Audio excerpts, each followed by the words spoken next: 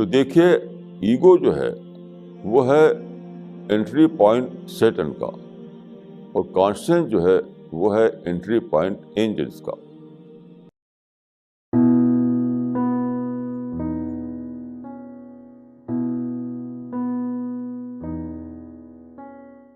دیکھیے خدا نے انسان کو بنایا تو اس کے اندر دو ڈفرینٹ فیکلٹیز رکھی. ایک کو قرآن میں کہا گیا ہے نفس امارہ، دوسرے کو کہا گیا ہے نفس لوامہ. ان ادر ورڈس اس کا مطلب ہے ایگو اور کانشنس. نفس لوامہ کا مطلب ہے کانشنس، نفس امارہ کا مطلب ہے ایگو. تو انسان اس دنیا میں ان دو فیکلٹیز کے ساتھ رہ رہا ہے، ایک طرف ایگو، دوسری طرف کانشنس. تو دیکھیے ایگو جو ہے وہ ہے انٹری پوائنٹ سیٹن کا، اور کانشنس جو ہے وہ ہے انٹری پوائنٹ اینجلس کا. یہ ہے انسان کا معاملہ کہ اگر انسان اس دنیا میں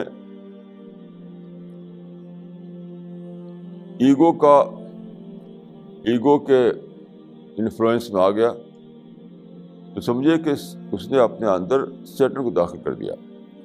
جیسے آپ کو تو ایگو بھڑکتا ہے تو آپ کا وہ انٹری پوائنٹ جہاں شیطان آ سکتا ہے وہ کھل گیا، وہ ونڈو کھل گیا.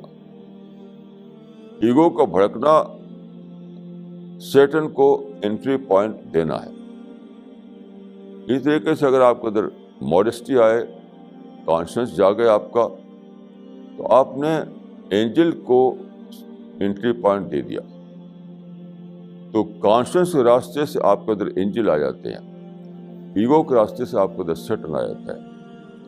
یہ ہے اصل چیز جس کو کہ زرتشت نے یہ کہہ دیا کہ the world is a perpetual battleground between good and evil forces. اصل بات وہ نہیں ہے. اصل بات یہ ہے کہ دو مخلوق ہیں، اینجل بھی مخلوق ہے، سیٹن بھی مخلوق ہے. تو سیٹن چاہتا ہے کہ انسان کو بہکائے، اینجل چاہتے ہیں کہ انسان کو سچے راستے پر لائیں. یہ ہے معاملہ. اب دیکھیں کہ اس کو میں ایک مثال سے عرض کروں گا کہ اس کا مطلب کیا ہے، یعنی ایگو کیا ہے، کانشنس کیا ہے. رسول اللہ کے زمانے میں، پرافٹ آف اسلام کے زمانے میں، ایک بار مدینے میں ایسا ہوا کہ آپ کے ایک کمپینین تھے جن کو ہم صحابی کہتے ہیں. ایک آدمی ان کو بہت زیادہ برا کہنے لگا، یعنی پرووک کرنے لگا طرح طرح کی باتیں کہہ کر کے.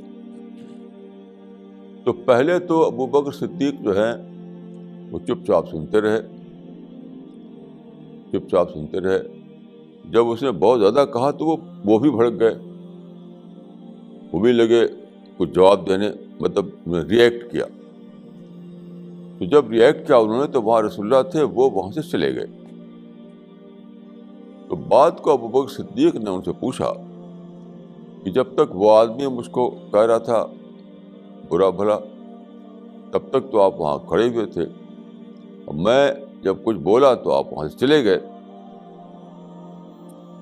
تو آپ نے کہا کہ جب تم چپ تھے اور وہ بول رہا تھا تو وہاں پر ایک اینجل تھا جو تمہاری طرف سے جواب دے رہا تھا. تم چپ تھے، بول رہا تھا وہ، تو تمہاری طرف سے جواب دے رہا تھا اینجل. اور جب تم بولنے لگے تو تب سیٹن آ گیا وہاں پر. جب سیٹن آ گیا تو پھر میرا رہنے کا وہاں کوئی مطلب نہیں تھا، میں وہاں سے ہٹ گیا. دیکھیں یہ کیا مطلب، یہ کوئی مسٹیریس بات نہیں ہے، یہ کوئی مسٹیریس بات نہیں ہے. جب ابو بکر صدیق چپ تھے اور اینجل بول رہا تھا تو اس کا مطلب کیا ہے؟ اس کا مطلب یہ ہے کہ اینجل اس آدمی کے، وہ جو آدمی بول رہا تھا، اس آدمی کے کانشنس کو ایکٹیویٹ کر رہا تھا کہ دیکھو تم کتنا غلط کام کر رہے ہو. وہ اینجل ایک طرف ابو بکر صدیق کی ڈگنیٹی کو ہائی لائٹ کر رہا تھا کہ دیکھو ایک طرف یہ آدمی ہے جو کچھ بول نہیں رہا، کوئی ریئیکٹ نہیں کر رہا ہے، اور تم ہو کتنے یعنی غلط آدمی کہ اس کو برا بھلا کہہ رہے ہو۔ اینجل کو اس وقت موقع تھا کہ ایک طرف ابوبکر صدیق کو ڈگنیفائی کرے اور دوسری طرف اس آدمی کا پست ہونا دکھائے اس کو۔ تو اندر سے اس کا جو کانشنس تھا وہ اس کو برا بھلا کہہ رہا تھا تھرو اینجل۔ جب تک ابوبکر صدیق نہیں اس کو کہہ رہے تھے کچھ، اس کا اپنا کانشنس کہہ رہا تھا اس سے کہ تم کتنا غلط آدمی ہو، ایک ایسے آدمی کو برا بھلا کہہ رہے ہو جو چپ چاپ ہے، انوسنٹ ہے۔ تو اینجل ایکٹیویٹ کرتے ہیں یا سیٹن ایکٹیویٹ کرتا ہے آدمی کو؟ تو جب تک ابوبکر صدیق خود چپ تھے، اینجل جو ہے اس آدمی کے کانشنس کے تھرو اس کو کہہ رہا تھا کہ تم بہت غلط آدمی ہو۔ لیکن جب آپ لگے بولنے تو پھر سیٹن کی باری آ گئی، سیٹن کا ونڈو کھل گیا، سیٹن کو انٹری پوائنٹ مل گیا، پھر اینجل کا کام وہاں پر رک گیا۔ یہ مطلب ہے